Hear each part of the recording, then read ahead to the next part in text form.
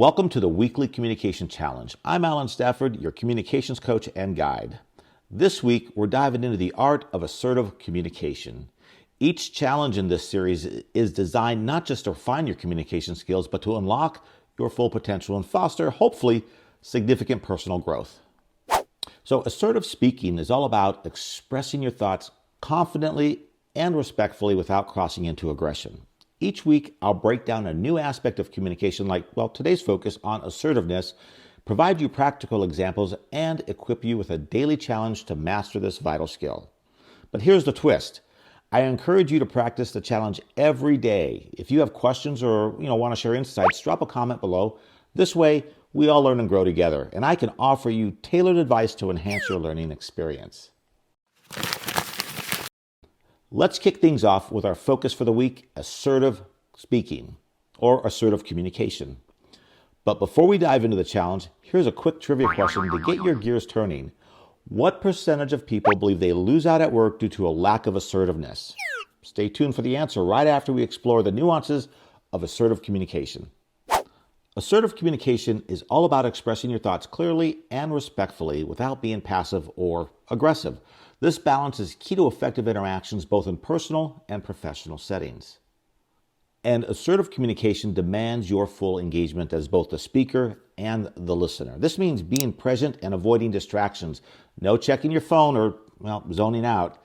It requires you to express your thoughts clearly and confidently while respecting the viewpoints of others. Let's examine a visual diagram of the three types of communication: assertive, passive, and aggressive.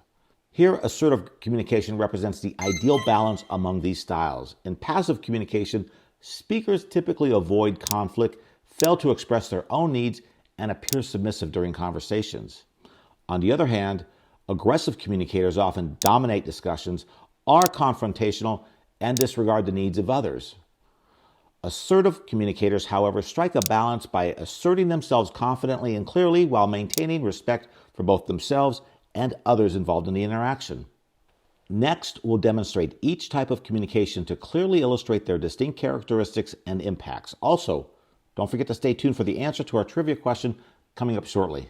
The following scenario applies to all three communication types in our demonstration: passive, aggressive, and assertive.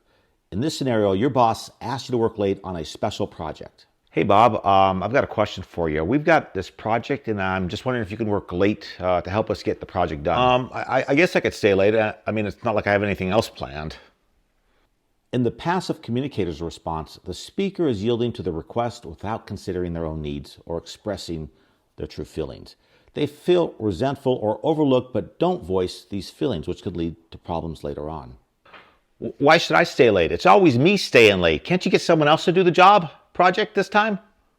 Examining the aggressive communicator's response, it's confrontational and accusatory. It does not consider the situation calmly or respectfully, potentially harming relationships and creating a hostile environment. I made other plans for this evening, so I'm going to not be able to do that. But I'll tell you what, can I help you find someone else that can work on the project, or can we push it off until tomorrow? In the assertive speaker's response, they communicate clearly and respectfully. They acknowledge the importance of the request, but also assert their own needs in a balanced way, seeking a mutual solution. So what are the key components of assertive communication? Well, let's take a look. First, you have clarity. Be clear and concise about what you want to convey. Avoid ambiguity so that your message is understood exactly as intended. Then there's respect. Communicate in a way that respects others' opinions and their feelings. This involves being polite and considerate even when you disagree. Confidence. Speak with confidence using a steady and calm voice.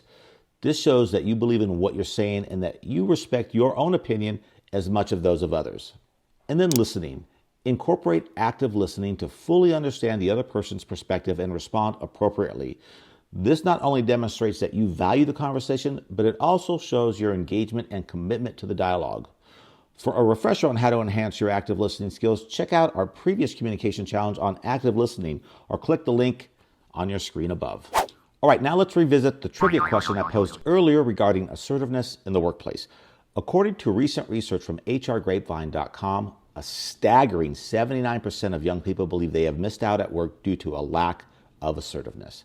This statistic underscores the critical importance of developing assertive communication skills, not just for personal growth, but also for professional advancement.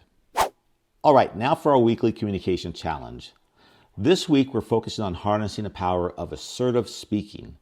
Assertiveness is your key to communicating more effectively, ensuring that your voice is heard while respecting others. Here are the challenge instructions. Each day, engage in at least one conversation where you actively practice assertive speaking. This could be in any setting, from a professional meeting to a casual chat with a friend at the local coffee shop. Express a different opinion. If you usually stay quiet in meetings, challenge yourself to express a differing viewpoint or support your own ideas confidently. Ask for something you need. Whether it's clarity on a project deadline or a personal favor, practice asking clearly and directly. And set boundaries. If there's a need to establish or enforce a personal or professional boundary, use assertive communication to do so respectfully. All right, here's the expected outcome. What I encourage you to do is observe the changes in your interactions when you apply the assertive communication challenge. Look for things like a reduction in misunderstandings. Assertiveness helps you communicate your thoughts more clearly, which can decrease confusion and misunderstandings. Also, look for increased respect from your peers. When people see that you respect your own thoughts and feelings enough to express them clearly, they are more likely to respond with respect. Now, this challenge will not only improve your communication skills, but also boost your confidence in various interactions. As you grow more comfortable with assertive speaking, you'll find your conversations becoming more straightforward and productive. I encourage you all to fully embrace this week's challenge on assertive speaking. Practice does make perfect, and I'm excited to hear about your progress as you move along this challenge. Share your experiences and any changes you've noticed in your communications in our comment section below. This is your chance to not only improve, but also inspire others in our community. And I also want to thank you very much for watching. If you found this video helpful, please hit that subscribe button for more weekly communication challenges. And don't forget to like and share this video with friends, family, or anyone who might benefit from becoming more assertive.